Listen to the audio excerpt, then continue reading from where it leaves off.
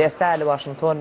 ئاڵگۆڕ و گفتوگۆیەکی زۆر هەیە دەربارەی ئەوەی کە پرسی گورد لەو ناوچەیە چی بەسەر دێت. گۆڕانکاری لە کوردستانی باشوور بەتە کوردستانی عراق و کوردستانی ڕۆژئاوا و کوردستانی باکووردا ڕوویداوە. ئەوەی کە لەم بینەیە تا ئێستا گۆڕانکاریەکی ئەو تۆی بخۆیەوە نەبینیوە کوردستانی ڕۆژهەڵاتە. ئەمڕۆ ئێمە لە واشنگتۆن دیدار لەگەڵ یەکێک لە سەرکردەی پارتە سەرەکیەکانی کوردستانی ڕۆژهەڵات دەکەین. ئەویش بەڕێز مستەفای هیجریە کە بەسەردانێک لە واشنگتۆنە بۆ کۆبوونەوە و دانیشتن لەگەڵ بەرپرسە پایابەرزەکانی ئەمریکا. کاک مستەفا بەخێر بێت.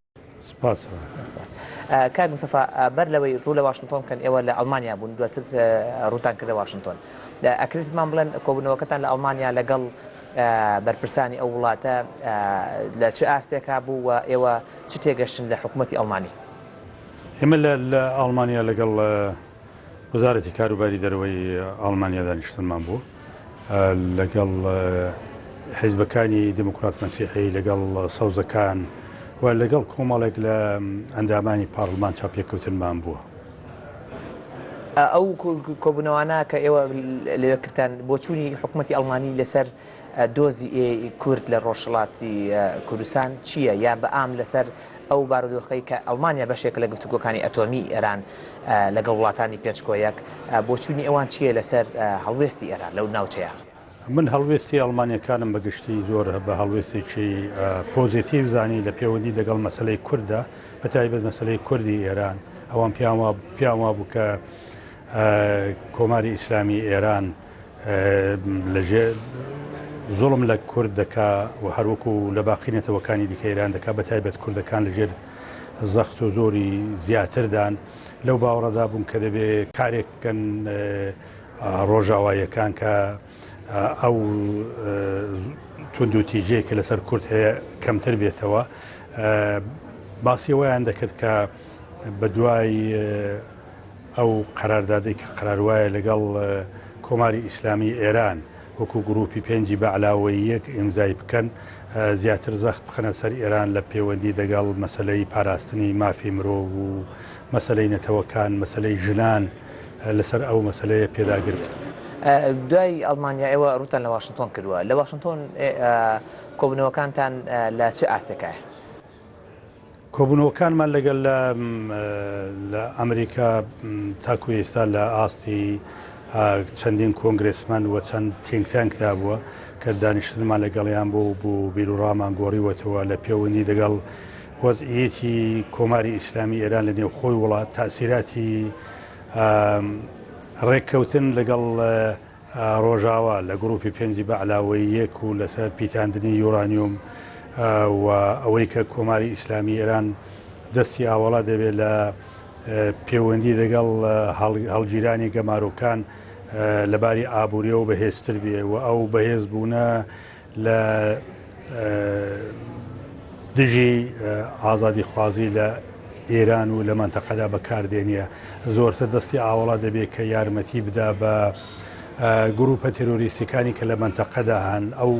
ئەو لایەنانەی کە هاوپەیمانن لەگەڵ کۆماری ئیسلامی ئێران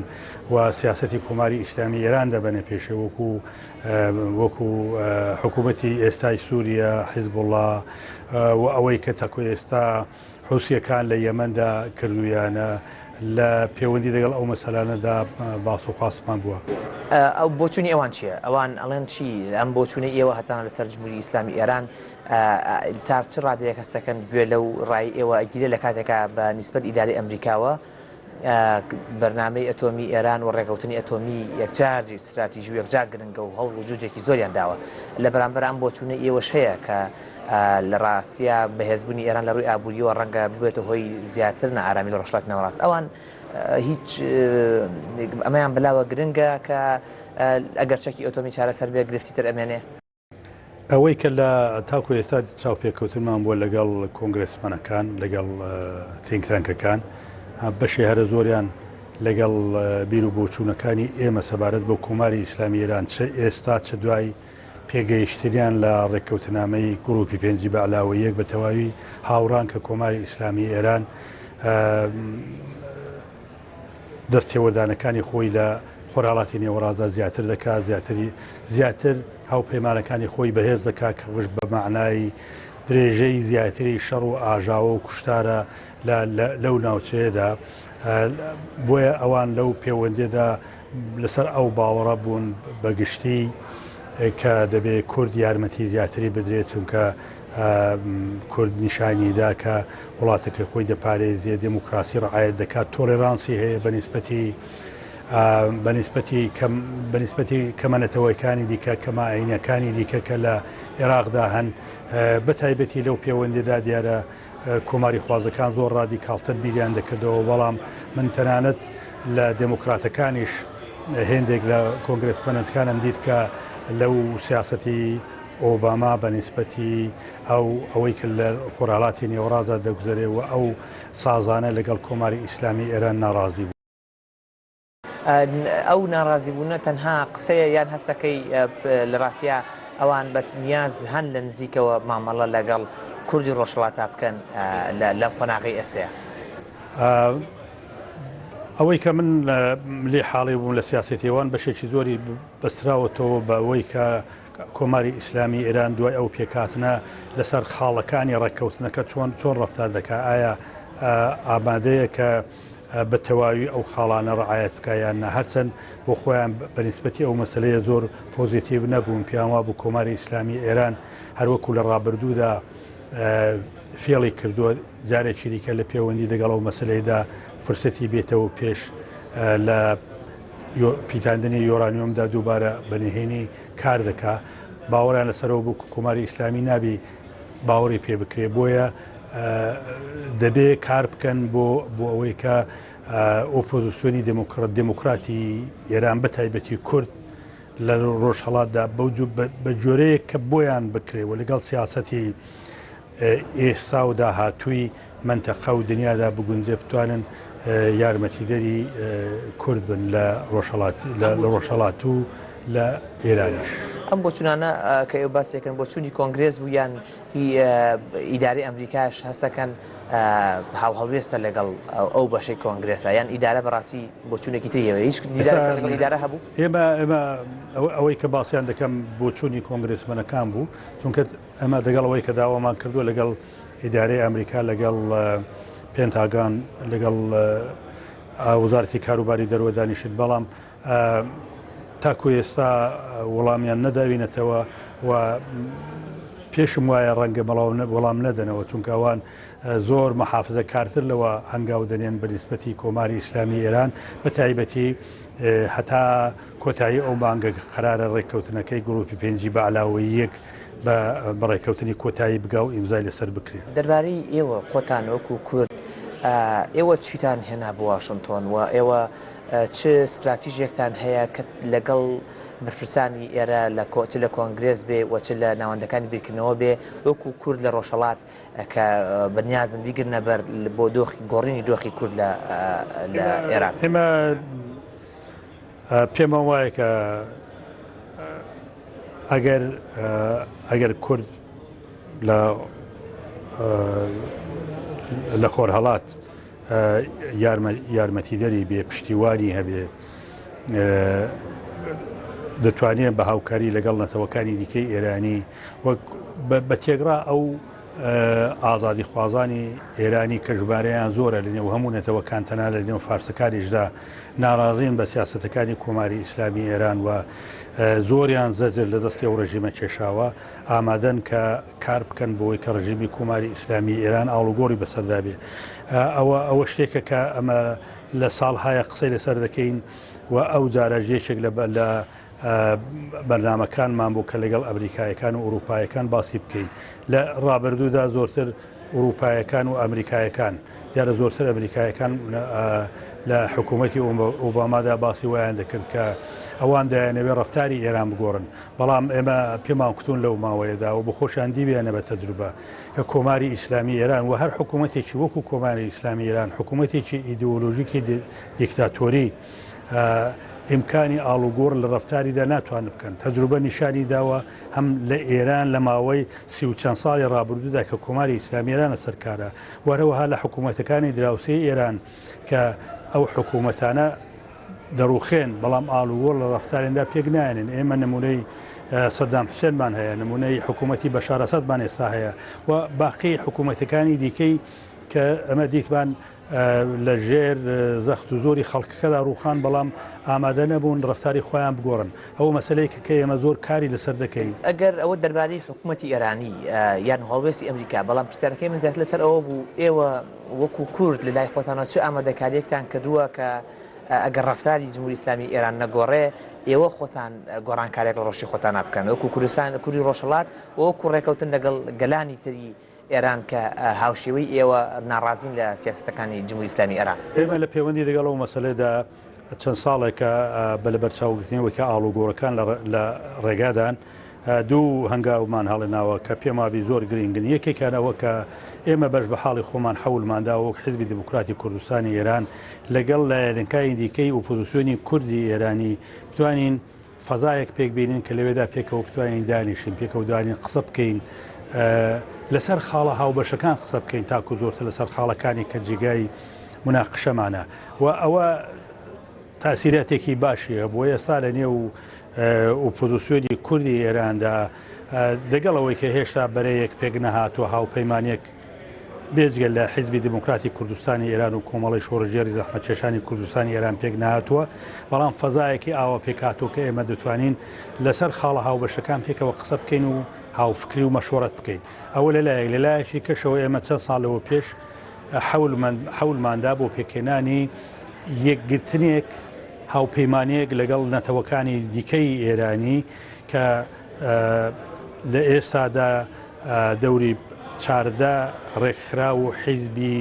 سیاسی نەتەوەکانی ئێرانی پێکەوە هاوپەیمانین لەسەر مانیفێستێک هەدەفەکەمان ئەوەیە کە پێکەنانی کۆمارێکی پێکەنانی ئێرانێکی دیموکراتیکی فێدراڵە کە لەوێدا ئەو نەتەوانەی کە لەسەر خاچی خۆیان دەژین بتوانن ئیدارەی حکوومەتی خۆیان لە شکلی ئۆتۆنۆمیدا بەڕێوە بەرن و لە چوارچێوەی یاسایەکی دموکراتیکی بنچینەیەدا بتوانن و هەموو بە مافی وەک یەک لە بەڕێوەبرنی ئێراندا هاوبەش بن وەکو هاونیشتمانێکی هاوماف نەک وەکو ئەوەی کە ئێستا چاویان لێ دەکرێت وەکو هاونیشتمانێتێکی دەرەجە دوو چاویان لێ وەتە ئێوە باوەڕتان بە مانەوەی ئێران هەیە بە یەک پارچەی ئێمە تاکۆ ئێستا پێمان وایە کە دەبێ لەو مەرحەلەیەدا لەسەر ئەوە کار بکەین بەوەی کە نەتەوەکانی ئێرانی بتوانن حکوومەتی خۆجێی خۆیان هەبێ وە کار لەسەر ئەو مەسەلە بکەن لە چوارچێوەی ئێرانێکی یەکگرتوودا بەڵێ بەشی دووەمی گفتوگۆکەمان لەسەر ڕۆڵی ئێران لە بارودۆخی شەڕی داعش و ئەوەی چگە کاریگەریەکی هەبووە لەسەر بزوتنەوەی کورد لە ڕۆژهەڵاتی کوردستان و ئەو ئامادەکارانەی کە ئێوە هەتانە بۆ ئەو قۆناغی کە لە دوای داعش دێتە پێشەوە لە ناوچەکەیە ئەمە هەڵەگرین بۆ بەشی دووەمان ناوبڕێک وەرەگرین دوایەوە پەرە پێدەین لەگەڵمان بۆ بەشی دووەمی گفتوگۆکەمان.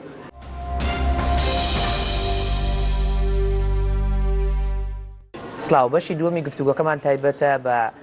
باسکردن لە بارودۆخی ناوخۆی ڕۆژهەڵاتی ناوەڕاست و دەرهەق بە کوردانی ڕۆژهەڵات بە تایبەتی ئەو بارودۆخەی کە ئێران و وڵاتانی ناوچەکە لە شەڕی داعشەوە تێوەگلاون و توانیوێتی بەشێک لە ئەو گۆڕانکاریە سیاسیە لە ناوچەکەیە دروست بکە دەربارەی ڕۆژهەڵاتی ناوەڕاست کە هیوایەکە بوو بۆ ئارامی لە دوای داعش ئەو هیوایە تا ڕادێکی زۆر کەم بۆتەوە. ئێستا جمهوری ئیسلامی ئێران هەرچەندە لە بەرەیەکی دژی ڕۆژئاوایە بەڵام لە هەمان شێوە وا ئەبینرێکە لە بەرەی ڕۆژئاوا بێ بۆ ڕوبەڕووبوونەوەی داعش و لە سەنگەرە لە گەڵ هێزە عراقیەکان بە تایبەتی میلیشیا عراقیەکان بۆ ڕوبەڕووبوونەوەی داعش بە هەمان شێوە کوردەکانی ئێرانیش لە سەنگەران لەگەڵ پێزەکانی پێشمەرگە بە ڕوبەڕووبوونەوەی داعش لەسەر ئەم بابەتە بەشی دووەمی گفتوگۆکەمان لەسەر ئەم بابەتە بێت. بەڕێز هیجری ئێوە بینن کە بە هەمان شێوەی جمهوری ئیسلامی ئێران هاوکاری هاوپەیمانەکانتان یا براکانتانەکەن لە باشووری کوردستان لە شەڕی ڕوبەڕوونەوەی داعش ئەمە چ جۆرە تێکەڵیەکە ئێوە ئیبینن لە هەمان کاتا جمهوری ئیسلامی ئێران شەڕی داعشەکە و ئێوەش شەڕی داعشەکەن؟ پێشە پێم خۆشە لەسەر ئەو مەسەلەیە پێداگرم کە بەپێچەوانەی ئەوەی کە ئەو بۆچوونە باوە ڕەنگە لە نێو خوشکبراکانمان لە باشوور و هەروەها حتا لە خۆراواش ئەو مەسەلەیە باوە وەکو خۆراوە مەبەستم وڵاتانی ئەمریکا و ئوروپا کە ماوەی لەوە پێشیش ئۆباما لە یەکێک لە قسەکانیدا باسیەوەی کرد کە ئەمریکا لەگەڵ ئێران لە پەیوەندی لەگەڵ مەسەلەی داعشتا خاڵی هاوبەشیان هەیە و هەردوو پێکەوە دژی داعش شەڕ دەکەن دەمێ ئەوە ڕەت بکەمەوە و ئەوەی ڕاست بکەمەوە بە پێی زانیاریەکانی زۆر دەخیق کە لە دەستی ئێمەدایە کۆماری ئیسلامی ئێران نەکات شەڕ لەگەڵ داعش ناکا بەڵکو یەکێک لە بەهێزترین یارمەتی دەرانی داعشە لە ناوچەدا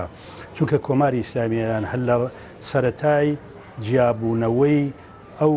گروپەی کە دوایە نێوی درا داعش و لە ئەلقاعدە جودا بووە لە سووریە بە پێی پلانێک لەگەڵ بە هاوکاری بەشار ئەسەد حیزب الله و مالکی ئەوان عواملێکی زۆریان نفوزایە نێو داعش ئیمکاناتێکی زۆریان بۆ فراهم کرد بۆەوەی کە داعش ببێتە هێزێکی بتوانە تا بتوانن سیاسەتەکانی خۆیانی پێ جێبەجێ بکەن یەکێک لەو یارمەتیانە ئەوە بوو کە جیرانی مووسڵ بوو بەدەستی داعش ئەوە بەپێی ئەو پلانە بوو کە کۆماری ئیسلامی ئێران بەڕێوەی برد و لە ڕێگای حکوومەتی مرکزی بەغداوە دەستور درا بە فەرماندەکانی مووسڵ کە دەست لە دیفاع نەکەن و شار تەسلیم بکەن و ئەو کارەیان کرد ئێمە دوای مەسەلەی مووسڵ هەموو کەس لە منتەقەدا و لە دنیادا چاوەڕوان بوو کە ئێستای دی هێرشی داعش بەرەو بەغدا دەچێت و بەغدا دەگرن چونکە دەواقەدا ئەرتەشی عێراق هیچ گورەیەکی تێدا نەمابوو نەزم و نیزامێکی نەبوو بەڵام دیتمان بە پێچەوانە ئاراستەی هێرشەکەی داعش بەرەو کوردستان کرا و ئەوەش لە ژێر سیاست و پلانی کۆماری ئیسلامی ئێراندا بوو ئەوەی کە تاکو ئێستا داعش کردوێتی لەگەڵەوەی کە بە قەولی خۆیان ئەوەی کە دایانەوێ نیشان بدەن ئاڵای دژایەتی لەگەڵ شیعیان هەڵگرتووە بەڵام لە هەموو خاچی عێراقدا بەشی سونە نشینیان دەست بەسەردا گرتووە وێرانی دەکەن و خەڵک دەکوژن هێرش دەکەنە سەر کوردەکان دەگەڵەوەی کە حکوومەتی هەرێمی کوردستان پێشتر زۆر فشاری لەسەر بوو کە شەڕی داعش بکا لەلایەن ئێران و بەغداوە بەڵام خۆی لێ نەدەدا بەڵام ناچاریان کرد کە هێرش بکاتە لەو شەڕەدا بەشدار بێ ئەوانە مەسایلێکن کە کۆماری ئیسلامی ئێران بەڕێوەی دەبا لەلایەکەوە ئەو تەقوێتی داعش دەکا لەلایەکی دیکەوە دەیەوێ لە خۆی بۆکو ڕزگاری دەرێک نیشان بدا بە کوردەکان و هەروەها بە خەڵکی منتەقە لە عێراقدا و لە دنیادا کە ئەو شەڕی داعش دەکا ئەوە هەڵەیەکە کە دەبێ ئەم بابەتە کە تۆ باسێک باس لەوە کە ئۆباماش ئاڵۆستێکی وای هەبووە کە لەگەڵ ئێرانە هاو سەنگەرن دژ بە داعش پێت وایە مەسەلەن جیهازی هەواڵگری ئەمریکی بێئاگایە لەو پلانەی ئێرانی شیعی لەو ناوچەیە یان خۆیانی لێگێلەکەن لەوەی کە ئێران ئەو ڕۆڵە گرنگە و زۆرەی هەیە من پێم وابێ لێ بێخەبەرن لەو بڕیارەی کۆماری ئیسلامی لەو پلانەی کۆماری ئیسلامی ئێران زۆرتر ئەوان چاو لە زاهری قەزیەکە دەکەن بەڵام ئێستا وردە نازانم بەڕاستی حاڵی بوونە یان ناچونکە هەر چەند ڕۆژ لەوە پێش پێنتاگۆن ببوورە کۆشی سپی بەیانەیەکیان ڕاگەیان کوتیان کە حکوومەتی بەشار ئەسەد بە لایەنگری لە داعش بنکەی هێزەکانی دیکەی ئۆپۆزیسیۆن بۆمباران دەکات کە ئەوە هەر ئەو سیاسەتەیە کە کۆماری ئیسلامی ئێران ڕەچاوی دەکات کە هاوپەیمانەکانی وەکو حیزب الله و وەکو بەشار ئەسەد و ئەوانە ڕەچاوی دەکەن ئەمن هیوادارم کە ئەمریکایەکان بەو واقعیەتە گەیشت بێتن کە کۆماری ئیسلامی ئێران لەگەڵەوان لە شەڕی دژی داعشدا هاوپەیمان نییە. ئەمە چ کاریگەرێکی لەسەر ئێوە هەبوو وەکو کوردانی ئێران ئێوە وەکو پارتە سیاسەکانی ئێران لە باشووری کوردستانی سەرجێن لە ناوچەی سلێمانی و لە هەولێر چ کاریگەرێکی هەبووە لەوەی کە ئێوە ئەم ڕۆڵە گرنگەی ئێران لە ناوچەیە و ئەم گەمەی لە بە شەڕی داعشەوە ئەیکا بە بۆچوونی ئێوە لەوەی کە ئێوە لە کوردستانی ڕۆژهەڵات نەتوانن هیچ چالاکیە بکەن یا تەرکیزتان سەرنجتان لەسەر کوردستانی ڕۆژهەڵات نەمێنێت زۆرتر تاسیرەکە لەوەدا دەبینین کە لەوە بەدووە نەک تاکو ئێستا بەڵکو لەوە بەدووە کە کۆماری ئیسلامی ئێران خۆی وەکو ڕزگاری دەرێکی حکوومەتی هەرێمی کوردستان دەبینێ لە هێرشی داعشدا نفوذ و دەسەڵاتەکەی زیاتر بێ و ئەو نفوذ و دەسەڵاتە لە دژی هێزەکانی کوردی ئۆپۆزیسیۆنی ئێرانی بەکاربێنێ کە بنکەو بارگاکانیان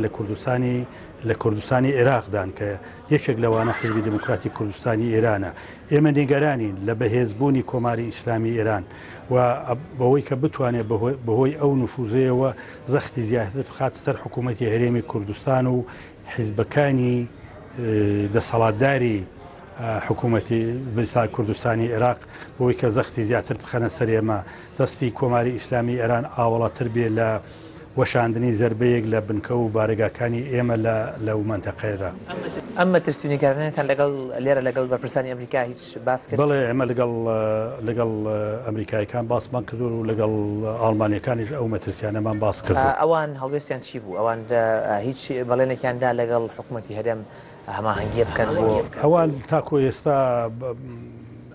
تاکو ئێستا بەڵێنێکی ڕوونیان نەداوە، بەڵام وابزانم زۆرتر متالعی لەسەر دەکەن لێکۆڕینەوە لەسەر ئەو مەسەلەیە دەکەن. پلانی خۆتان چی وەکو هێزە کوردیەکانی ئێران ئەگەرێکی وایە بێتە پێشەوە ڕۆڵی ئێران لە باشووری کوردستانە ڕۆژ بە ڕۆژ لە گەشەکردنایە، ئێوە هیچ پلانێکتان هەیە پلانێکی کاردانەوە یان ئاسڵەن ئەو چالاکیانەی ئەم چەند ڕۆژە ئەم ماوەی پێشوو لە ناوچە کوردیەکان وەکو هێزی چەکداری ئەوانە وەڵامێکە بۆ ئەوە یان ئەوە پلانێکی؟ ئێمە لە ڕاستیدا ئەوەی کە تاکو ئێستا دەتوانم باسی بکەم ئەمن ئەوەیە کە پلانمان هەیە لەگەڵ هێزەکانی دیکەی کوردی و ئۆپۆزیسیۆنی ئێرانی زۆرتر نزیک بینەوە ئەوانەی کە لە هەرێمی کوردستاندا نیشتەجێن بۆی کە بتوانین هاوکاری بکەن لەو مەسەلەیەدا، چونکە هەر پلانێکی کۆماری ئیسلامی هەبێ بۆ سەر هەمووان دەبێ بۆ لاوازکردنی ئۆپۆزیسیۆنی کوردی ئێران بەگشتی دەبێ. ئەوە لەلایەک لەلایە شەریکەشەوە تێبکۆشین کە تەنها خۆمان نەبەستینەوە بە مانەوە لە حکوومەتی هەرێمی کوردستاندا لە مەنتەقەی کوردستانی عێراقدا، بەڵکو تێبکۆشین کە فعالیەتی تێکۆشانەکانمان لە دژی حکوومەتی کۆماری ئیسلامی ئێران بەربڵاوتر بکەین بە هەر جۆرێکی کە بۆمان دەگونجێ. ئەو چالاکیانی ئەم دوایانتان لە ناوچەکی لەشین و ئەو هەندێک چالاکی تریش بنرا هەم ئێوە و هەم پارتەکانی تریش بۆ سەردانیکردنەوەی ناوچە کوردیەکان و هێزی چەکدارتان، ئەمە پلانێکی پێشوەختە ئێوە ئامادەتان کردووە یان شتێک بوو کە ئێوە لە ئەنجامی بزوتنەوە شێوازێک لە ڕاپەڕینی خەڵکی مەهابات دەستان پێکرد؟ نەخێر مەسەلەکە تەنها نەبوو، تەنها مەسەلەی ڕاپەڕینی خەڵکی مەهابان نەبوو، دیارە ئەوە بەشێک بوو لە جوڵانەوەیەک کە لە کوردستانی ئێراندا هەیە. ئەگەر لە بیستان بێ ساڵی پار لە زیندانیە سیاسیەکانی کوردی ورمێ مانگرتنیان کرد کە دەنگدانەوەی زۆر گەورەی هەبوو. سێ-چوار مانگ لەوە پێشەوە ڕێپێوانی و دەربڕینی ناڕزایەتی مامۆسایانی کورد لە کوردستانی ئێران بەدژی ئەو جیاوازیانەی کە لەگەڵ بەشەکانی دیکە ئێراندا هەیەە تەظاهوراتیان کرد. هێنی بەگشتی توانن بەڵام خەبات لە کوردستانی ئێراندا هیچ وەخڕانە وەستاوە، بەڵام هەر جارەی بەهۆی سەرکوتی کۆماری ئیسلامی ئێران لە فرسەتەکانی استفادەیان کردووە. ئێمە پێما وایە کە ئێمە دەبێ کارێکی وا بکەین کە ئەو خەڵکە پشتیوانێکی زیاتر بۆ خۆیان ببینن بۆ دەربڕینی ناڕزایەتەکانیان و بۆیە ئەرزان دەکەم کە مەسلەی جوڵەی پێشمەرگەکانی حیزبی دموکراتی کوردستانی ئێران بۆ سنوورەکان ئەوە پلانێک بۆ کە بە وردی متالعی لەسەر کراوە لەلایەن ڕێبەرایەتی حیزبی دموکراتی کوردستانی ئێرانەوە و بۆ ئەو مەبەستە دەچێتە پێشێ و دەمانەوێت ئەوەی درێژە بدەین. زۆر سپاس کاک مستەفا بۆ ئەو دەرفەتێک. سپاس بۆ ئێوەش. سپاس بۆ ئێوەش کە بیت نەربان.